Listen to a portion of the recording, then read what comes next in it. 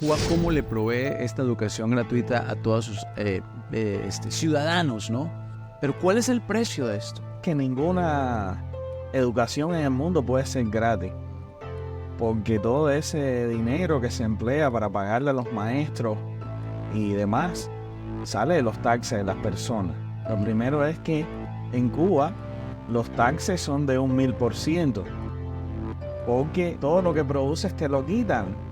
La democracia se tambalea todos los días porque hay hombres malos, realmente malos, que quieren derrocarla. Yo creo que la libertad empieza por ti mismo y está dentro de ti.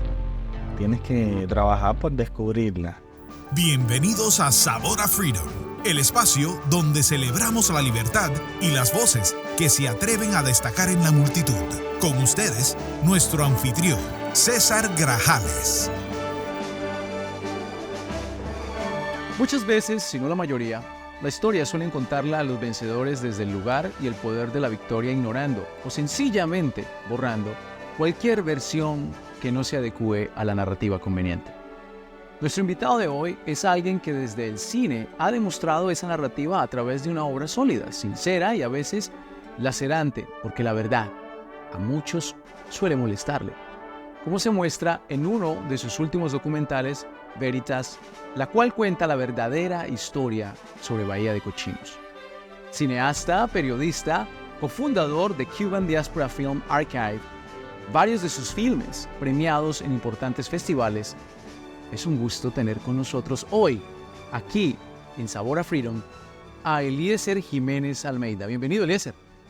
Muchas gracias por la oportunidad de venir aquí a conversar con ustedes. A ver, la libertad. Exactamente, la libertad, pero su historia, mi querido amigo, pues no comienza en un país libre, comienza en Cuba. ¿En qué año? ¿Cómo? ¿Quién es Eliezer para los que no han tenido todavía el placer de conocer tu trabajo fílmico? Yo creo que la libertad empieza por ti mismo y está dentro de ti. Tienes que trabajar por descubrirla. Yo nací en un pueblo conocido por dos canciones. El pueblo se llama Vertiente, que es un pueblo que queda en la provincia de Camagüey, a 500 kilómetros de La Habana. Eliezer, arrancas la vida profesional primero estudiando ¿qué exactamente? Yo estudié periodismo en Cuba, en la Universidad de Camagüey, hasta que me votan por primera vez. ¿Por qué? Me votan porque yo hice un reportaje sobre los baños sucios de mi universidad. Claro que la directiva del gobierno y la seguridad del Estado preparó un expediente muy distinto a lo que yo había hecho. Es decir, ellos intentaron que en papeles quedara como que me votaron por inasistencia, por llegadas tarde, pero en realidad era un problema político. El hecho de que, como dijo la rectora en el interrogatorio que me hizo junto con el agente de la seguridad del Estado. ¿Cuántos años tenías en ese momento? Yo tenía 20 y algo. O sea, estabas, digamos que en mitad de tu carrera en la universidad o algo así, o ya estabas graduándote. Cuarto año. Cerca de la graduación. Estudia 5 años. Cerca de la graduación ya, ¿no? La licenciatura ya son 5 años. Yo estaba en cuarto año y me quedaba muy poco para graduarme. Y entonces me votan por 2 años. Y yo haciendo un montón de gestiones y de apelaciones en un sistema judicial que es un laberinto sin salida, logré que a través de una apelación, que era un recurso legal, logré que me quitaran la sanción al año. Eliezer, ¿cuál fue la denuncia en sí? Bueno, los baños estaban sucios, yo fui, los filmé y eso se convirtió en un asunto muy grande. Exacto, y el periodismo no se trata de eso, de contar la historia como es. Sí, el periodismo se trata de eso. Lo que pasa es que en dictadura no. En dictadura tú vas a la universidad y te dicen que el periodismo se trata de eso y luego después no lo puedes hacer. Porque ¿qué te espera? La cárcel. O algo peor, ¿no? Entonces, algo que acabas de mencionar me llama mucho la atención. Mucha gente alrededor del mundo dice, mira el sistema educativo de Cuba, ¿no? Mira Cuba cómo le provee esta educación gratuita a todos sus ciudadanos, ¿no? Incluso he conocido gente que viaja de otros países, no ciudadanos cubanos, y estudian allí. Pero ¿cuál es el precio de esto? ¿El silencio? Bueno, ¿La libertad? Lo primero es que ninguna educación en el mundo puede ser gratis. Porque todo ese dinero que se emplea para pagarle a los maestros y demás sale de los taxes de las personas. Lo primero es que en Cuba los taxes son de 1000%. Porque Lo que produces te lo quitan. todo lo que produces te lo quitan. Entonces, Técnicamente el precio de la educación y el precio de lo que te dan, supuestamente gratis, es tu libertad. En el caso tuyo, Eliezer, pues fuiste muy valiente porque la misma herramienta que te dio el Estado en ese momento, que fue la educación del periodismo, la estabas usando como tiene que ser, denunciar algo que no está bien. El caso parece algo básico del tema del baño, pero luego pasas de allí a estudiar cine. yo me gano una beca. Yo gano el Festival de Cine Pobre de Jibara, que era un festival importante, y tenía uno de los premios, era una beca para estudiar en la Escuela de Cine de San Antonio de los Baños. Okay. Yo salgo y entro ahí en la Escuela de Cine y hago la especialidad de dirección de documental. Y bueno, mi vida cambió absolutamente después de eso. Cuando tú te pasas 2 años fuera de la universidad, lo que esperan de ti es que tú renuncies a seguir estudiando, te busques un trabajo o otras cosas, que hagas otra vida. Pero Sobre lo que estaban esperando, pero yo no iba a permitir eso. sobre todo cuando hablas de la universidad, supongo te refieres al tema de la educación que le proveen el individuo, en el caso al ciudadano cubano, pero si empieza ese cubano a pensar, a ser realmente pensante, a cuestionar el modelo y a cuestionar situaciones que son negativas para la sociedad, automáticamente pues ya no les conviene tener a ese estudiante en el sistema, ¿no? Tienes que entender una cosa, que cuando uno dice universidad aquí en Estados Unidos o en América Latina, la gente piensa que la universidad es la universidad donde tú estudias. En Cuba hay un solo sistema de educación superior. Qué bueno, explícanos. Es decir, tú entras en ese sistema y tú vas a una universidad, y si a ti te botan de esa universidad, como todas las universidades son del mismo sistema y son del gobierno, tú no tienes a dónde ir a estudiar nuevamente. Tú tienes que esperar que el gobierno te perdone, si ellos entienden que perdonarte es prudente y es posible, para tú volver a estudiar en la universidad. No es que, digamos, a ti te botan ahora de FAYU y te vas a IUEN. Eso sería muy sencillo. Claro. No, allá te botan de una universidad y te botan de todas, de todo el sistema universitario, porque está centralizado, porque Cuba tiene un gobierno muy distinto, en el cual todo está centralizado y todo lo domina el gobierno. Qué bueno que mencionas eso, Eliezer, porque de alguna manera el tema, reitero, el tema de la educación se ha romantizado en todo el mundo, el tema de la educación en Cuba como tal. Pero lo que estás diciendo es esencial y clave. No hay una libertad en sí en la educación. Lo que hay es un modelo de tratar de adoctrinar pensamiento. No existe una autonomía universitaria porque en Cuba no existen escuelas privadas, es decir, no existe otro sistema escolar que no sea el que el gobierno implementó, que se basa en educar a los ciudadanos en función de la obediencia al gobierno. Todas las personas que nos salimos de ese sistema de obediencia que va creando patrones de obediencia uno tras otro, terminamos, en el mejor de los casos, en el exilio, en un caso intermedio en la cárcel o, en el peor de los casos, en el cementerio. Es decir, o sea, básicamente es un tema también de libertad de expresión. Al final del día es completamente violado. Pero, ¿qué está pasando con los otros jóvenes, por ejemplo, aquí en Estados Unidos, que dicen, no, eso le pasó a otras generaciones, eso ya no sucede en Cuba, el tema de la libertad, ya incluso hay negocios y no sé qué cuánto rollo? ¿Qué está pasando? Que parece ser que a muchos ya no les importa recordar cómo ha estado oprimido el pueblo cubano por más de 6 décadas. Allá los que no quieran recordar eso, los que no quieran recordar las miserias humanas que han sucedido no solo en Cuba, sino en todos los regímenes totalitarios, la propia vida los convencerá, porque la democracia es lo más débil que hay. La democracia se tambalea todos los días porque hay hombres malos, realmente malos, que quieren derrocarla. ¿Ves un paralelo aquí en Estados Unidos? Pudiera darse el caso perfectamente. A veces muchas personas dicen, no, en Estados Unidos que va a pasar ese tipo de cosas. Pero en términos de políticas públicas, en términos de políticos, ¿no?, que le empiezan a vender a la gente la idea de que no, esto va a ser gratis para usted, para usted, para usted. Yo vengo a darle gratis todo esto. Esa palabra gratis, ¿no le asusta? Teniendo en cuenta que en Cuba le dan gratis a todo el mundo. Yo no quiero que me regalen nada, yo quiero ganármelo yo con mi propio esfuerzo, con mi trabajo. Lamentablemente, los políticos más hacia la izquierda crean clientelas políticas a partir de este sistema de prebendas donde supuestamente están premiando a los débiles. No, a los débiles darle educación. Salgan a buscarse su vida. Pues fíjate que el expresidente Ronald Reagan dijo que la mejor ayuda, el mejor programa social es un trabajo. Y yo creo que va en línea con lo que estás diciendo. Yo creo que la mejor manera de poder levantar a un individuo, a una sociedad, es generarle oportunidades.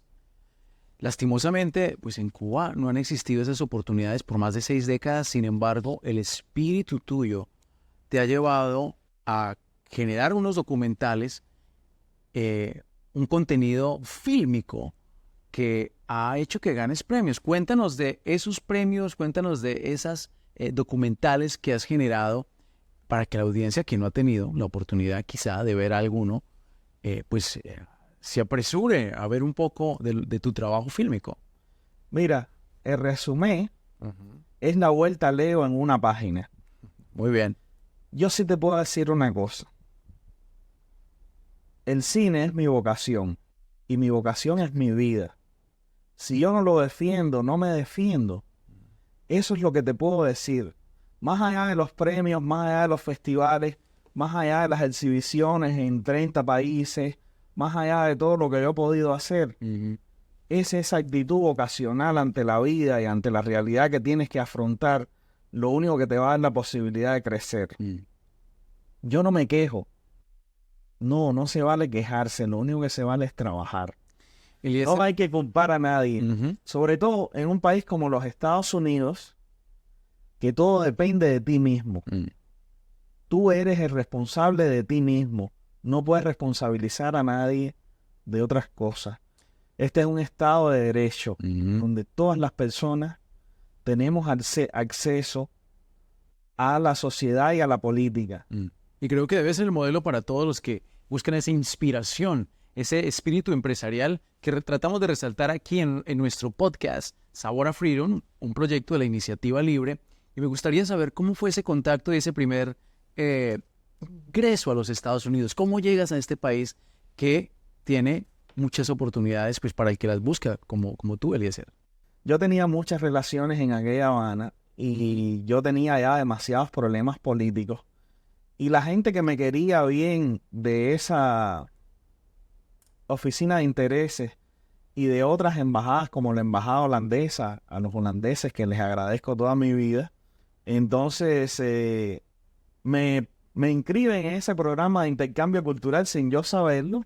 Y un día me llaman y me dicen, bueno, tienes una beca en Nueva York, quieres ir y tal. Y yo nunca había salido de Cuba. Había tenido 9 invitaciones y 9 cuños en mi pasaporte para salir, pero el gobierno cubano nunca lo había permitido. Tu trabajo sí ya había salido, obviamente, de la isla. Sí, mi trabajo era conocido en muchos lugares del mundo antes de yo salir. Pero ellos el gobierno cubano crea una ley en la cual permite que todas las personas teniendo un pasaporte y una visa puedan salir. Y eso coincide con el programa de intercambio cultural del presidente Obama. Y cuando vine a ver, yo estaba en Nueva York y estaba haciendo una vida en Estados Unidos. Y han pasado 10 años. 10. A mí algo que me parece interesante y que la gente a veces pierde la perspectiva es cuando llegaste aquí y sobre todo a New York. ¿Qué fue lo más impactante en ese momento? ¿Qué recuerdas de esos primeros días? Las luces. En Cuba no hay luces. En Cuba no hay electricidad nunca ahora mismo, pero las luces son impresionantes. Yo soy fotógrafo. Claro. Tú sabes, la mitad de mi vida me la he pasado haciendo fotos, ya sea para cine o fotografía fija. La luz es todo, hermano. Ver tanta luz y tanta gente alegre, tú sabes, era algo que me fascinaba. Háblanos un poco de ese nuevo documental que acabas de producir, que resalta las vidas de estos héroes de una pues, una situación importante en la historia de Cuba, que es lo de Bahía de Cochinos. ¿Nos puedes explicar un poco más para los que no tienen o no están familiarizados con ese tema y los personajes que salen en este documental que acabas de hacer?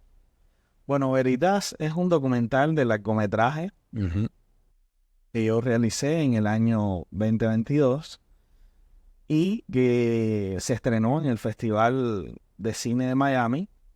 Y es un documental que se basa en la historia de los brigadistas de la Brigada 2506 que fueron a Cuba con la intención de hacer un país distinto al que hizo lamentablemente Fidel Castro.